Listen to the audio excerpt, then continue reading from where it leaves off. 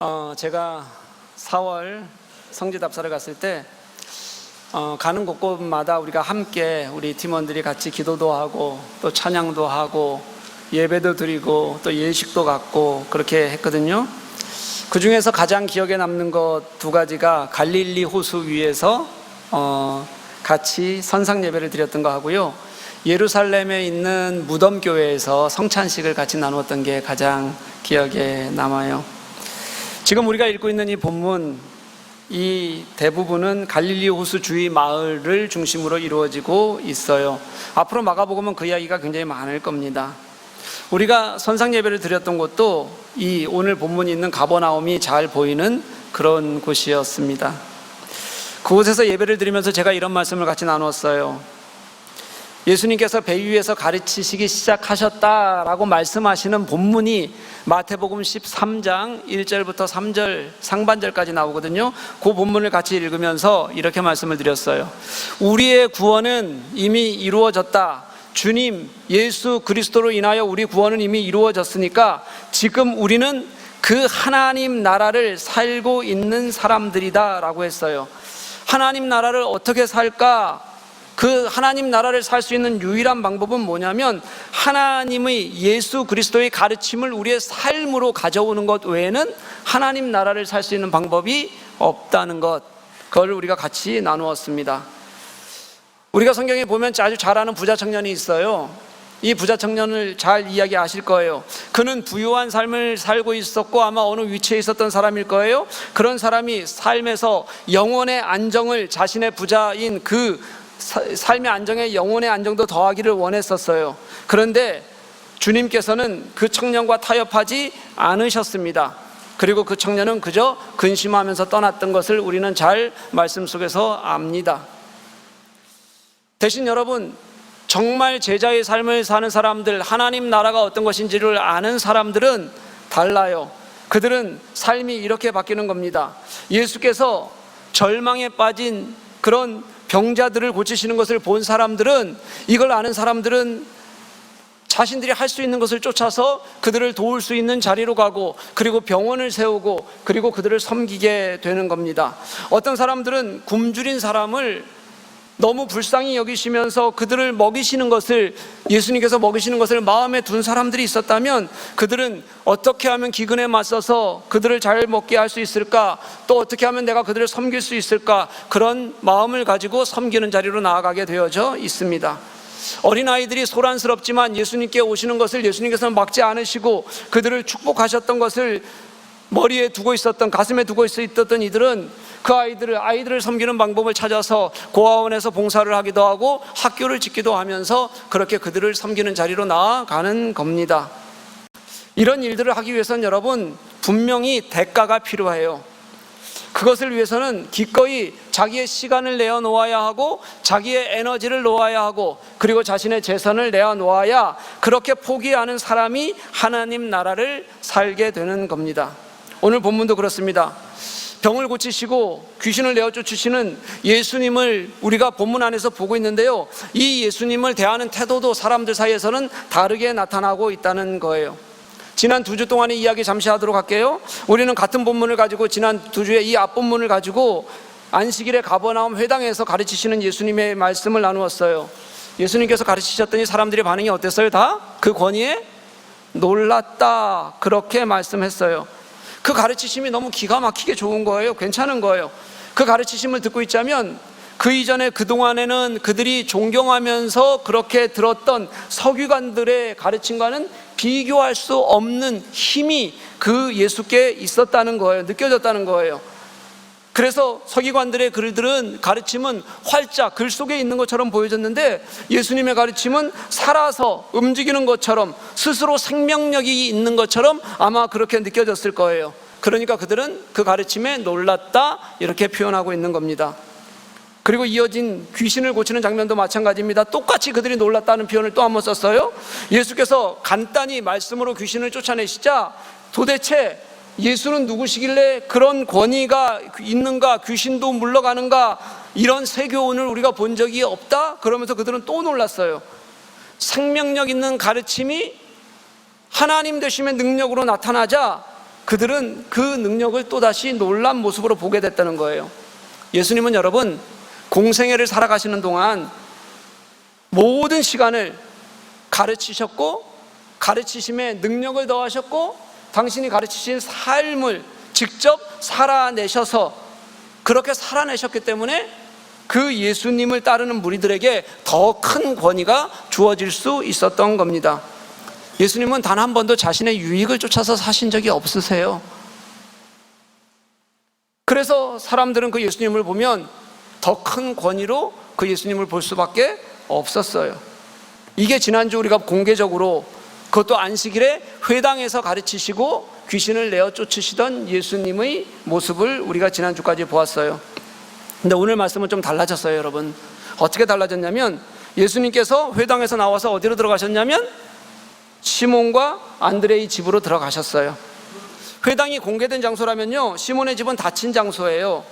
그 닫힌 공간에 사람들은 그곳에서 예수께 말을 했을 거예요. 이 여자는 열병을 앓고 있습니다. 그리고 물었을 거예요.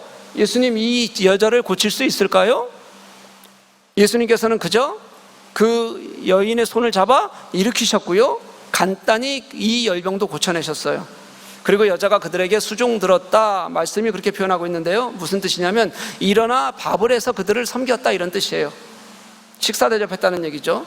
열병에서 거뜬히 나왔고, 그리고 거뜬히 나왔으니 내가 그렇게 나를 고치신 이에게 건강하게 그를 대접할 수 있었다, 이걸 아마 표현하고 싶었던 것 같아요. 이 부분에 대해서 어떤 학자가 이런 얘기를 했어요. 이 세 절 말씀을 가지고, 복음서, 사복음서의 모든 장면 중에서 가장 친근하고 사적인 말씀으로 우리가 이해하자면 이 말씀이 가장 사적이고 친근한 말씀처럼 보인다라고 그렇게 설명했어요. 왜 그러냐면요, 세 절인데요, 이 세 절 동안, 그동안 복음서는 그 주체가 누구시냐면 다 예수님이에요. 주체가 예수님이 모든 일을 다 하셔요. 그런데 이 세 절 동안 주체로서의 예수라는 이름이 한 번도 안 나와요. 한 번 예수라는 단어가 이 세 절에 나오는데, 그건 어떠냐면 사람들이 이 병든 여인에 대해서 설명할 때, 그리고 이 여인을 어떻게 할까 물을 때 이름이 나오고요, 그 외에는 예수님이 그 시몬의 집에 들어갈 때도 이름이 나오지 않고, 그 다음에 그 병든 여인을 고치실 때도 예수라는 이름을 쓰지 않고 있어요. 마가가 여러분 의도적으로 이거는 사적인 일이야, 편안한 일이야, 그리고 친근한 가운데 이 일이 벌어지고 있어, 이걸 아마 의도적으로 설명하는 것이 아닌가, 그렇게 학자들은 보고 있어요. 다시 한번 볼게요, 여러분. 앞에 공개된 장소는 회당이었어요. 그곳에서 예수님이 가르치실 때는 사람들이 다 그 큰 권위에 놀랐어요. 이걸 강조하고 일부러 강조했다고 제가 말씀드렸어요, 그렇죠? 이걸 강조했는데, 근데 그 다음 이야기는 닫힌 장소예요, 여러분. 이 닫힌 장소에서는 정말 그냥 친절하고 살아오신 예수님, 그저 그냥 내 옆에 누가 있는 것 같은 그 예수님이 병을 고치시는 장면이 나온다는 말이에요. 앞에서는 어떻게 했냐면 사람들이 열광했어요. 왜 열광했는지 나중에 말씀드릴게요. 열광했는데 뒤에서는 고침을 받은 여인이 일어나서 너무 감사해서 식사를 대접하는 섬김으로 기록이 되어져 있어요. 무슨 뜻이냐면 여러분, 예수님의 사역은 한 방향으로만 흐르지는 않는다는 뜻입니다. 때로는 많은 사람들 앞에서 가르치기도 하세요. 얼마나 많은 사람들 앞에서 가르치셨어요? 남자만 5,000명이 되는 큰 무리들 앞에서 대형 집회도 하는 거예요. 그렇지만 어떨 때는 예수님은요, 한 사람과 마주하고서도 긴 시간을 보내셨어요. 그 한 사람이 어떤 마음을 가지고 있을지, 그에게 어떤 것을 가르쳐 줄지를 생각하고, 그가 결국 회심하고 믿고 받아들이기까지 끝까지 예수님은 정성을 다하셨어요. 그리고 예수님을 만난 사람들은 결국 다 돌아왔어요. 그 마음의 응어리를 풀고, 그리고 세상 속에서 당하던 모든 아픔들을 다 버려주고 새 삶을 찾게 되는 겁니다. 그게 예수께서 우리를 향해서 보여주신 예수님의 사랑의 마음이었어요. 그렇게 조용한 공간에 오늘 본문이 다시 한번 이어져요. 저녁이 되었어요, 여러분. 닫힌 공간이었던 시몬의 집이 상황이 변하면서 다시 왁자지껄해졌어요. 32절 말씀을 보면 오늘 마가가 뻥을 좀 치는 겁니다. 어떻게 뻥을 치냐면 이렇게 쳐요. 저물어 해가 질 때에 모든 병자와 귀신 들린 자를 예수께 데려오니, 이렇게 얘기해요. 모든 병자와 귀신 들린 사람들, 그러니까 병자와 귀신 들린 사람은 어떻게 해요? 다 왔다는 뜻입니다. 뻥일까요? 진짜일까요? 이분들이 또 성경이 얘기하면 무조건 뻥이라는 얘기를 하시지를 못해요. 그죠? 뻥일까요? 진짜일까요? 이분들 왜 이러실까 진짜. 진짜요? 큰일 났다. 33절 볼게요. 그러면 33절에 이렇게 얘기해요. 온 동네가 그 문 앞에 모였더라, 이렇게 말씀해요. 온 동네가 그 문 앞에 모였다는 얘기는 모든 사람들이 그 시몬의 장로의 집 앞에 모였다는 얘기예요. 문 앞에요. 이것도 사실이에요? 그럼 다? 한 사람도 안 빼놓고 다 왔어요? 이것도 말씀인데 왜 앞에는 막 끝까지 우기시더니 이건 또 아니라 그러려고 그래요. 과장법이에요, 여러분. 어떻게 병자가 전부 예수께 오고 동네의 모든 사람들이 그걸 다 보러 오겠어요? 이 성경 속에서도 여러분 과장법이라는 게 있어요. 그거 잘 이해해야 돼요. 그런데 마가는 그 닫혀있던 시몬의 문을 열고요, 시몬의 집의 문을 열고 이제 마당으로, 그리고 확대해서 진짜 다 오지는 못했겠지만 정말 많은 사람들이 왔다는 걸, 모든 병자가 왔다, 온 동네가 왔다, 그렇게 표현하고 있는 거예요. 여러분, 이어 나오는 단어가 있는데 이 단어도 한번 집중해서 보셨으면 좋겠어요. 32절, 33절에서는 다 나왔다 그랬어요. 전부라는 표현을 쓴 거예요. 근데 34절에서는 어떻게 단어가 바뀌냐면 많은이라는 단어로 바뀌어요. 많은 병자를 고치셨다, 그리고 많은 귀신을 쫓아내셨다, 이렇게 바뀌어요. 여기서 마가는요, 여러분, 이 앞선 단어인 모든, 온 동네, 그리고 지금 뒤에 이어지는 많은이라는 단어 사이에서 이 긴장감을 말하고 싶어하는 것이 분명히 있는 거예요. 모든 온 동네는 완전히 공개된 상황이었다는 것을 극대화시키는 표현이라면요, 많은은 병자와 귀신 들린 사람을 고치시는 그 예수님께서는요, 상황이 어떻건, 사람이 얼마나 많건 그런 상황에 따라 흔들리지 않고 자신의 사역을 지속적으로 하셨다는 것이 그 문법 안에 표현된 말씀의 해석이에요. 여러분, 예수님의 사역은요, 우리를 향한 하나님의 마음이셨기 때문에 어디에서든지 그 상황에 흔들리지 않고 그 말씀대로 우리를 가르치시기 위해서 애쓰고 수고하시는 모습이 예수님은 절대로 놓지 않는 당신의 마음이었다는 거예요. 그러면서 그 마음 속에는 또 다시 우리들에게 말씀하고 싶은 것이 있어요. 거기에 우리가 어떻게 반응하고 어떻게 응답하고 있는지를 마가는 계속해서 하나님 나라라는 주제를 가지고 우리들에게 묻고 싶어 하는 겁니다. 그러니 예수께서 사역하시는 그 공간 있잖아요. 지금 시몬의 집 안이 있고요, 그리고 주위에 모인 사람들이 있어요. 이곳에는 두 부류의 사람들이 나뉘어져 있는 것 같아요. 어떤 사람들이냐면 하나는 온 동네라고 표현된 구경꾼들입니다. 구경꾼들이요. 또 하나는 뭐냐면 고침을 받고 직접 주님을 경험하는 그런 사람들이 한 부류가 또 있을 거예요. 구경꾼들 얘기를 제가 오늘 좀 해보려고 해요. 시몬의 집 앞에 사람들이 자리를 깔고 앉았어요. 아예 예수님의 놀라운 가르침을 들었고요, 그 능력을 보았고요, 그리고 그 소문을 들었던 사람들이 막 몰려왔다는 뜻입니다. 그리고 그들은 그 문 앞을 꽉꽉하게 채웠을 거예요. 그리고 그들이 생각했던 건 이거예요.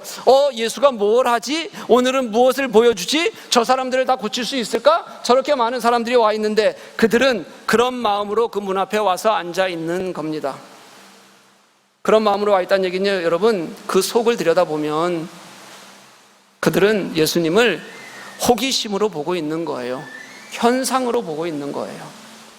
예수님을 쫓아다니면서 말씀을 들어요. 그렇지만 여러분, 예수님을 쫓아다녔던 그들 중에 그렇게 변화가 있었던 사람들은 많지 않았어요. 지난 본문에 그들의 반응은 예수를 보고 놀라는 것이 다였어요. 다른 말씀들 보면 그들이 회심했다든지 그들이 예수를 믿었다든지 하는 표현들이 있는데, 이번에 지난주에는 그런 표현이 없어요. 여러분, 오늘 본문 말씀을 보아도요, 이들이 이렇게 모여 있었던 이들이 어떻게 주님의 말씀에 반응했는지에 대한 그 반응이 나오지가 않아요. 여러분, 하나도 안 나와요.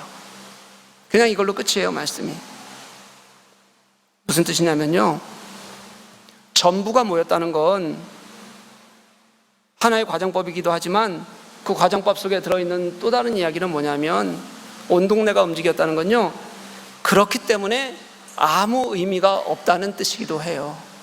아무 의미가 없다. 여러분, 구경꾼은 힘이 없습니다.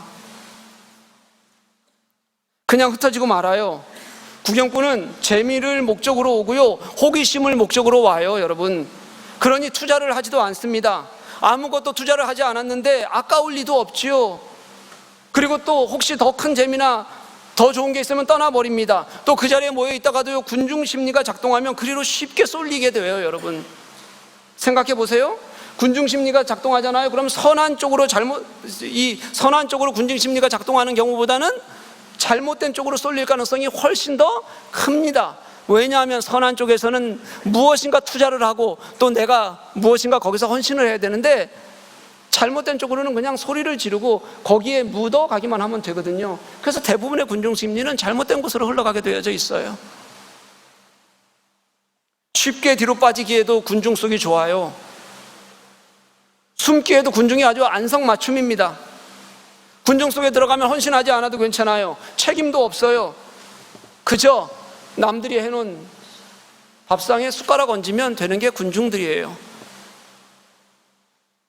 그래서 그들은 3년 후에 예수님을 십자가에 못 박으라고 소리치던 그런 군중의 한 명이 되어져 있는 겁니다. 사랑하는 교우 여러분, 우리도 혹시 신자라고 하면서도 구경꾼 같은 마음으로 이 자리에 있지는 않습니까? 혹시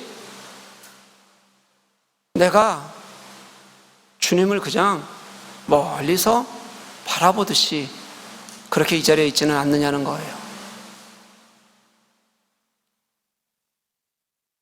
우리는 그렇지만 그 가운데서도 주님은 묵묵히 자신의 사역을 해가십니다. 많은 사람을 고치셨다. 이게 원어의 문법을 한번 살펴봤더니 이렇게 되어 있어요. 쉬지 않고 계속해서 고치셨다, 이런 뜻이에요, 여러분. 사람들은 자기의 유익과 흥미를 위해서 지금 모여 있어요. 뭘 하나 보고 있는데, 그래서 쫓아와 있는데, 예수께서는 당신 앞에 온 그 불쌍한 사람들, 그 병자들, 그 귀신 들린 사람들을 정말로 마음의 민망히 여기셔서, 불쌍히 여기셔서 쉼없이 하나하나 고쳐 가시는 겁니다. 저는 우리 사회도 마찬가지라고 생각해요. 현대가 될수록 더 그런 것 같아요. 예수 그리스도를 나의 구주로 믿는다고 입으로는 고백하지만 그 고백 뒤에서는 여전히 나의 유익을 찾습니다. 예수님도 나의 유익을 위해서 존재할 때만 좋은 분이 되고, 그렇지 않으면 그 예수님도 쉽게 원망하거나 버리게 될 때가 많습니다. 우리가 기도를 하는데 기도가 주님의 뜻을 찾아가는 과정이어야 하는데, 그렇지 못하고 나의 유익을 채우는 도구가 될 때가 너무 많습니다. 기도를 하는데 그 기도 안에 주님께서 일하실 공간이 없는 거예요. 왜냐하면 거기는 가득 내 생각과 내 옳지 못한 것이 채워져 있어서, 주님을 내가 더 사랑하지 않아서, 내가 주님을 인격적으로 만나고 있지 않아서, 그러니까 그곳에서 주님이 역사하실 수가 없는 겁니다. 여전히 멀리서요, 구경꾼처럼 보고 있는 신자들이 갈수록 늘어갑니다. 여러분, 구경꾼은 변화하기 어렵습니다. 안 변해요, 잘. 주님이 어떤 기적을 일으키셔도요, 심지어 주님께서 이곳에 나타나셔서 이곳에서 당신이 하나님이심을 직접 보이셔도, 그래도 나의 유익 위에 주님을 얹고 싶어 하지 진실하게 내 마음을 움직이는 그런 변화를 하기는 어렵습니다. 쉽지 않을 거예요. 그러니까 온 동네가 다 와도 그건 진짜 주님에 대한 관심이 아닌 거예요. 그리고 주님께서도 그들의 그 관심에 뭐라고 한마디도 반응하지 않으시고, 오늘 본문의 말씀은 그렇게 끝이 나게 됩니다. 대신 주님의 반응이 재미있어요. 다른 이야기를 하나 하시는데, 그게 뭐냐면 귀신에 관한 얘기예요. 우리가 이미 읽었던 24절, 지난주에 읽었던 24절 말씀을 보니까 귀신 들린 사람에게서 예수님께서 그 귀신을 쫓아내리고 하자, 그 귀신이 나는 예수님이 누구신 줄 안다 그러면서 뭐라고 얘기하냐면, 당신은 하나님의 거룩한 자입니다, 이렇게 얘기하잖아요. 그렇죠? 이런 장면이 나와요. 오늘 본문 34절도요 같은 배경을 가지고 말씀을 하고 있는 거예요. 귀신들은 예수님을 아니까 예수님께 내쫓기지 않으려고 당신이 누구신지 안다고 자꾸 떠들고, 어떻게 하면 내가 너에게 같이 붙어있고 싶다고 그렇게 계속 떠들 거 아니에요? 그러니 오늘 말씀을 뭐라고 말하냐면, 예수께서 그들이 말하는 것을 허락지 않으셨다, 이렇게 기록하고 있어요. 여러분, 만약에 귀신들이 떠들고 다니면 예수님은 훨씬 빨리 어떻게 되겠어요? 전파가 될 겁니다. 당연해요, 여러분. 그런데 예수님은 거기에, 그 귀신들의 전파에 관심이 없으신 거예요, 여러분. 예수님은 아예 공개적으로 드러나는 것에 별 관심이 없으세요. 알려지는 것을 원치 않는 모습을 수없이 많이 보여주세요. 마가복음에도 많이 나와요, 여러분. 오늘 말씀도 그렇고요, 3장 12절 말씀 보면 귀신들에게도 말하지 말라고 말씀하시는 것이 또 나오고요, 또 1장 45절 말씀 보면요, 병고침을 받은 사람에게 너 가서 아무 말도 하지 마라, 이렇게 얘기해요. 또 8장 30절 말씀 보면 제자들에게도 너희들 가서 아무 얘기도 하지 마라, 이렇게 말씀하시는 것들이 많아요, 여러분. 그 결과가 뭐냐면, 예수님이 죽으시잖아요. 십자가에 죽으시고 그리고 부활하신 이후에 그 예수 그리스도를 전파했던 것은 폭풍적으로 따랐던 그 무리들이 아니라요, 여러분, 소수의 제자들에 의해서 예수 그리스도의 복음이 전파되기 시작했어요. 아시잖아요, 여러분. 그 무리들이 예수님을 전파하는 사람들이 아니었어요. 마가복음은요, 예수님이 드러나시는 것하고요, 예수께서 자신을 드러내지 말라고 말씀하시는 것 사이에 이 긴장이 다른 복음서보다 훨씬 더 팽팽해요. 여러분, 소문이 빨리 나면 뭐합니까? 규모가 커지면 뭐해요? 화려하면 뭐합니까? 문 앞을 가득 채우면 뭐하겠어요?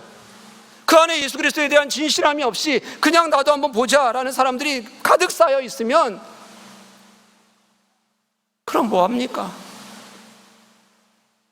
지난 본문에서 말씀드린 것처럼 내가 진짜 예수 믿으면요, 그렇게 그냥 보지 않은 사람은 예수 믿지 않는 사람들, 또는 예수를 믿으려고 한 발짝 내와 있는 사람들, 그 사람들로 충분해요, 여러분. 내가 진짜 예수를 믿으면 그 예수에 대한 진실함이 삶에서 나타나야 합니다. 믿으십니까? 자신을 좀 내려놓고 포기하고 좀 섬길 줄 아는 그런 마음이 있어야죠. 그렇지 않으면 도대체 나는, 내가 믿는 예수는 어디에 있는 겁니까? 나는 도대체 예수에 무엇을 믿고 있습니까? 사랑하는 교회 여러분, 교회를 구경꾼처럼 다니지 않으셨으면 좋겠어요. 저는 우리 모두가 어떻게든 좀 주님을 경험했으면 좋겠어요. 신자들이 주님을 현상으로 보는 사람들이 있고, 진짜 인격적으로 주님을 만나는 사람들이 있어요. 현상으로 본다는 것은 아까 말씀드린 대로 예수를 믿으면서도 진실한 교제가 없이 자꾸 그분의 역할을 보는 거예요. 아, 그래, 그분이 그 일 하셨지 뭐. 그리고 그분에 대한 삶의 태도도 감동도 없이 살아가는 거죠. 그냥 밖에서 계속 쳐다보는 거예요, 그 현상만. 지난주 본문에 나왔던 사람들이 그래요. 그들은 놀랐는데, 권능을 보고 놀랐는데, 그들은 여전히 주님을 만난 게 아니라 그 예수께 놀란 거예요. 그 살아있는 예수님의 생명력 있는 것이라는 걸 알았는데도 불구하고 그들은 여전히 그 현상에 더 빠져 있는 거예요. 몰라서 아니에요, 여러분. 알면서도 그래요.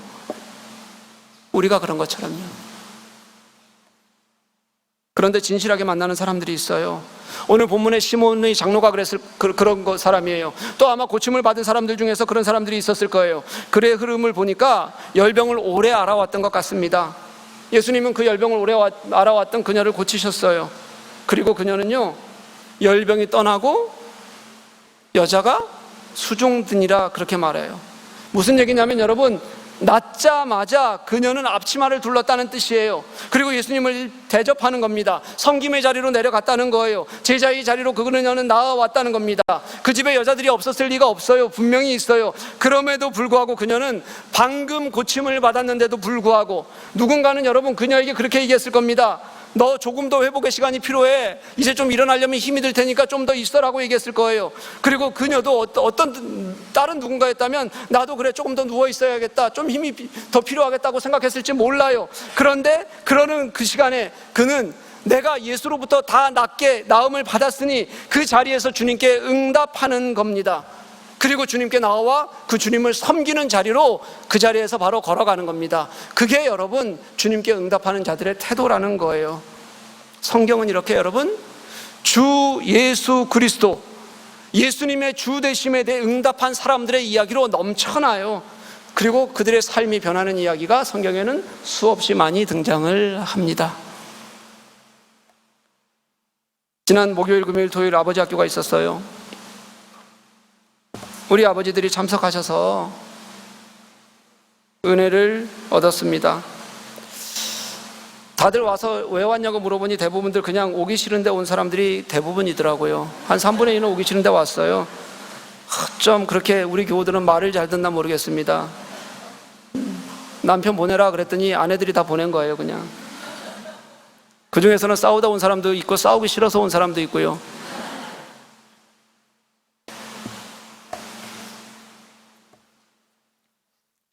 그런데 그 시간에 그렇게 왔는데 내가 그렇게 마음으로 소원하던 것들을 회복한 사람들이 많아요.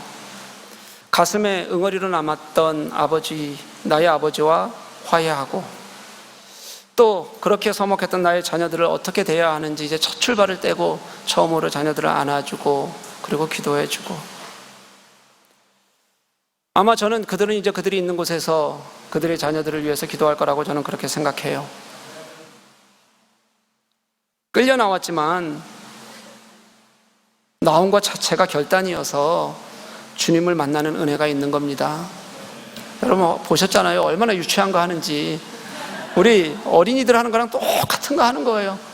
웃으라 그랬는데 마지막에 언제 찍었는지 모르지만 웃는 게 그게 웃는 겁니까? 그게 지금? 그렇게 웃지 못하는 이들이 좀 웃어보셔요. 아까 나오던데. 그런데 그렇게 나와서 그렇게 어색해도 나오는 결단이 있으면 하나님께서 그들에게 은혜를 주셔요. 사랑하는 교우 여러분, 예수님은 우리의 환경이 어떻건 당신의 구속의 사역을 멈추지 않으실 겁니다. 믿으십니까? 그 예수님을 어떻게 만나는지는 전혀 중요하지 않아요. 여러분 큰 집회 가서 만나셔도 괜찮아요. 아니면 조용하게 정말 묵상 가운데 주님을 만나셔도 괜찮아요. 우리에게 정말 중요한 건 주님이 언제건 나를 찾아오고 싶어 하시고 어떻게건 나를 찾아오고 계시고 나와 만나기를 원하신다는 것을 아는 겁니다. 그리고 그 예수 그리스도를 내가 큰 능력을 경험하고 뜨겁게 주님을 만날 수도 있고요, 또는 나를 개인적으로 찾아오셔서 정말 내 마음에 그렇게 속삭이시면서 나를 펑펑 울게 만드시는 주님을 감동해도 괜찮아요. 어떻게든 주님을 경험하는 저와 여러분이 되실 수 있기를 간절히 소망합니다. 저는 예수 믿으면서요, 예수님을 인격적으로 만나는 것이 너무 중요한 것 같아요. 갈수록 더 그래요. 예수님이 나의 주님으로 그대로 받아들여지고 그 예수님을 뜨겁게 경험할 때요, 그래서 내가 감격하고 그리고 감동하잖아요. 그러면 그 은혜를 내가 어떻게 삶 속에서 살아갈까 결단하고, 그리고 그렇게 그 삶을 같이 살겠다고 생각하고 살아가는 사람들, 그렇게 인격적으로 주님을 만난 사람들은요, 내가 무엇을 잘해서가 아니라 주님이 나를 도우셔서 그리스도인의 삶의 수준이 달라지는 거예요. 여러분 그렇게 살고 싶지 않으십니까? 그때 내가 주 안에서 치유하게 된다는 것이 무엇인 줄 깨닫게 돼요. 내가 만난 주님이 나를 살게 하시는구나. 어느 순간 내가 가지고 있던 나의 욕심의 찌꺼기들이, 암덩어리 같은 나의 그 욕심들이 사라지고 있구나라는 것을 경험하게 되는 겁니다. 여러분 가장자리에 앉고요, 먼 자리에 앉고요, 그리고 또 구경꾼의 자리에 있으면 무조건 편할 겁니다. 분명히 편할 거예요. 그냥 쉴 수도 있고요, 누구 뒤에 숨을 수도 있고요, 대충 할 수도 있고요, 뭐 말씀 뒤에 있는 분들은 안 들어도 괜찮아요. 잘 안 보여요. 저 앞에 있는 분들만 열심히 보는 거예요, 제가. 그런데 여러분, 내가 그런 구경꾼 자리에 있으면 주님을 제대로 만날 수가 없어요. 결단하고 내가 중심의 자리로 나오고, 이 자리에서 주님을 예배하겠다고 내가 결단하고 그 자리에서 주님을 보고, 그럴 때 우리가 주님을 경험하게 되는 겁니다. 나를 위해서 한순간도 쉬지 아니하시는 그 주님을 이제는 구경꾼이 아니라요, 경험하는 자리로 나와서 만났으면 좋겠어요. 우리 한 발 한 발 당신의 자리로 주님의 자리로 우리의 발걸음을 옮겨서 그렇게 살아가는 저와 여러분 될 수 있기를 주님의 이름으로 간절히 축복합니다.